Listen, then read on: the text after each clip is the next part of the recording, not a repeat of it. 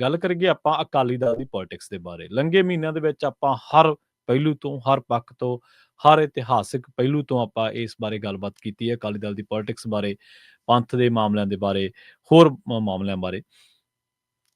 ਇਹ ਇਹ ਸੋਚਿਆ ਜਾ ਰਿਹਾ ਸੀਗਾ ਕਿ ਜੋ ਕੁਛ ਵਾਪਰਿਆ, ਤਨਖਾਹੀਆ ਕਰਾਰ ਹੋਣ ਤੋਂ ਬਾਅਦ ਜੋ ਸਜ਼ਾ ਲੱਗੀ, ਸ਼ਾਇਦ ਅਕਾਲੀ ਆਗੂਆਂ ਨੇ ਆਤਮ ਮੰਥਨ ਕਰਨਗੇ, ਅਕਾਲੀ ਆਗੂ, ਤੇ ਉਹਨਾਂ ਨੇ ਕੀਤਾ ਵੀ ਹੋਣਾ, ਤੇ ਆਤਮ ਮੰਥਨ ਕਰਨ ਤੋਂ ਬਾਅਦ ਉਹ ਏਕੇ ਵੱਲ ਆਉਣਗੇ ਤੇ ਪੰਜਾਬ ਦੇ ਮੁੱਦਿਆਂ ਤੇ ਇਕਜੁੱਟ ਹੋ ਕੇ ਉਹ ਸੰਘਰਸ਼ ਕਰਦੇ ਨਜ਼ਰ ਆਉਣਗੇ।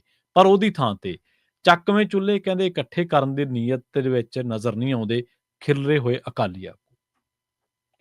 ਬਿਲਕੁਲ ਪ੍ਰਵੀਨ ਜੀ, ਸ਼੍ਰੀ ਅਕਾਲ ਤਖਤ ਸਾਹਿਬ ਤੋਂ ਜਦੋਂ ਫੈਸਲਾ ਪੜਿਆ ਗਿਆ ਜੀ, ਉਸ ਤੋਂ ਬਾਅਦ ਇੱਕ ਵਾਰ ਆਸ ਦੀ ਕਿਤੇ ਜਾਗੀ ਕਿ ਘੱਟੋ ਘੱਟ ਵੱਖ-ਵੱਖ ਅਕਾਲੀ ਲੀਡਰ ਇਕੱਠੇ ਹੋਣਗੇ, ਕਿਉਂਕਿ 3 ਸਤਰਾਂ ਜਥੇਦਾਰ ਸਾਹਿਬ ਦੀਆਂ ਸਪਸ਼ਟ ਸੀਗੀਆਂ ਕਿ ਚੱਕਵੇਂ ਚੁੱਲ੍ਹੇ ਇੱਕ ਕਰ ਲਓ, ਵੱਖ-ਵੱਖ ਡਫਲੀ ਵਜਾਉਣੀ ਬੰਦ ਕਰ ਦਿਓ, ਵੱਖੋ ਵੱਖਰਾ ਰਾਗ ਲਾਪਣਾ ਬੰਦ ਕਰ ਦਿਓ, ਹੋ ਜਾਓ।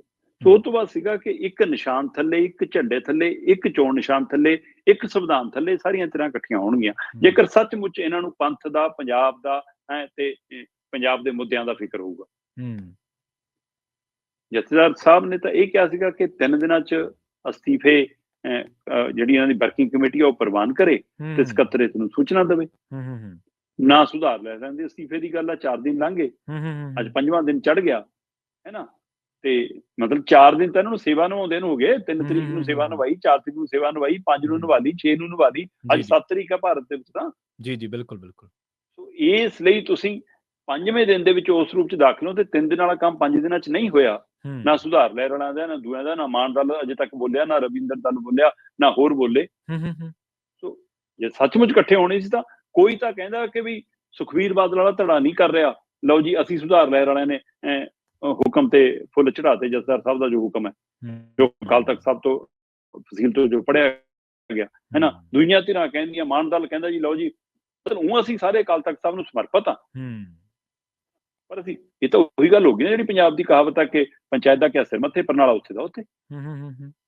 ਫਿਰ ਕਿੱਥੇ ਆ ਜਨਾਬ, ਕੋਈ ਤਾਂ ਤੇਰੇ ਪਹਿਲ ਕਰਦੀ ਦਿਖਾਉਂਦੀ। ਇਹ ਫਿਰ ਬਾਦਲ ਉਹਨਾਂ ਦੇ ਜਾਣਾ ਸੀਗਾ ਵੀ ਤੁਹਾਡੇ ਅਸਤੀਫੇ ਕਿਉਂ ਨਹੀਂ ਪ੍ਰਵਾਨ ਹੋ ਰਹੇ, ਤੁਹਾਡੀ ਵਰਕਿੰਗ ਕਮੇਟੀ ਕਿਉਂ ਨਹੀਂ ਬੁਲਾ ਰਹੀ, ਪਰ ਦੂਏ ਪੁੱਛਣ ਤਾਂ ਜੇ ਉਹ ਆਪ ਦਰੁਸਤ ਹੋਏ ਹੋਣ ਅਜੇ ਤੱਕ। ਸਹੀ ਸੀ, ਬਿਲਕੁਲ ਸਹੀ ਹੈ ਜੀ।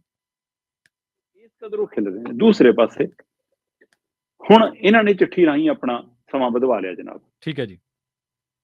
ਇੱਕ ਚਿੱਠੀ ਲਿਖੀ ਜਥੇਦਾਰ ਸਾਹਿਬ ਨੂੰ, ਉਹ ਚਿੱਠੀ ਦਾ ਹਵਾਲਾ ਦਿੱਤਾ ਕਿ ਜਥੇਦਾਰ ਸਾਹਿਬ ਤੁਸੀਂ ਸਾਨੂੰ, ਜਿਹੜੀ ਆਪਾਂ ਇਕੱਲੇ ਗੱਲ ਕਰਕੇ ਹਟਿਆ ਕਿ ਧਾਰਮਿਕ ਸਜ਼ਾ ਤਾਂ ਨਿਭਾ ਰਹੇ ਨੇ, ਰਾਜਨੀਤਿਕ ਤੌਰ ਤੇ ਅੱਗੇ ਨਹੀਂ ਵਧ ਰਹੇ, ਉਸੇ ਧਾਰਮਿਕ ਸਜ਼ਾ ਦੀ ਆੜ ਲੈਂਦੇ ਇਹਨਾਂ ਨੇ ਜਥੇਦਾਰ ਸਾਹਿਬ ਨੂੰ ਚਿੱਠੀ ਲਿਖੀ। ਜਥੇਦਾਰ ਸਾਹਿਬ ਤੁਹਾਡੇ ਹੁਕਮਾਂ ਅਨੁਸਾਰ ਅਸੀਂ ਤਖਤ ਸਾਹਿਬਾਨ ਦੇ ਉੱਤੇ ਜਾਂ ਅਗਲੇ ਬਾਕੀ ਗੁਰੂ ਘਰਾਂ 'ਚ ਜਾ ਕੇ ਜਿਹੜੀ ਸੇਵਾ ਨਿਭਾਉਣੀ ਹੈ, ਉਹਦੇ ਲਈ ਸਾਡੀ ਤਾਂ 12 ਤਰੀਕ ਤੱਕ ਤਾਂ ਉੱਧਰ ਲੰਘ ਜਾਣਾ ਸਮਾਂ।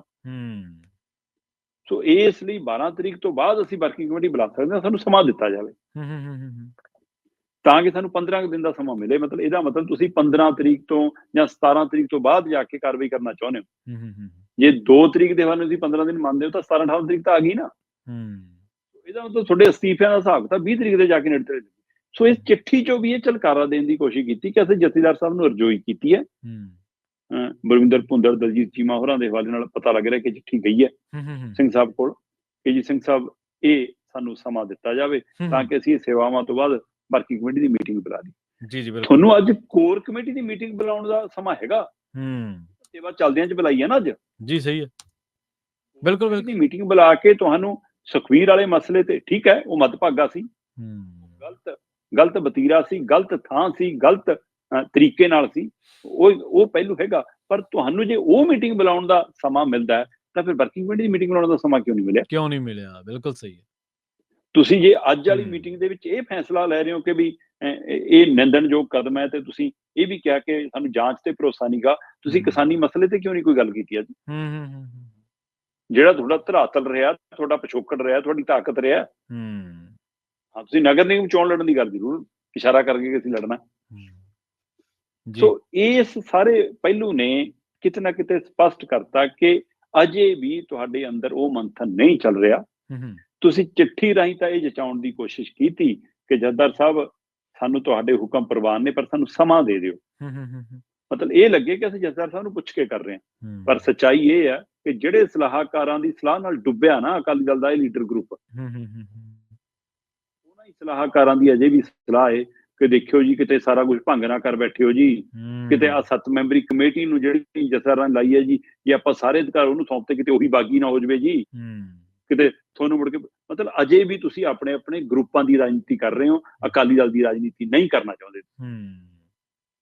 ਤੁਸੀਂ ਪੰਜਾਬ ਦੇ ਮੁੱਦਿਆਂ ਦੀ ਰਾਜਨੀਤੀ ਨਹੀਂ ਕਰਨਾ ਚਾਹੁੰਦੇ, ਆਪਣੇ ਆਪਣੇ ਧੜਿਆਂ ਦੀ, ਆਪਣੇ ਆਪਣੇ ਚਿਹਰਿਆਂ ਦੀ। ਜੇ ਤੁਸੀਂ ਉਹ ਮੂਹਰੇ ਲੱਗਣਾ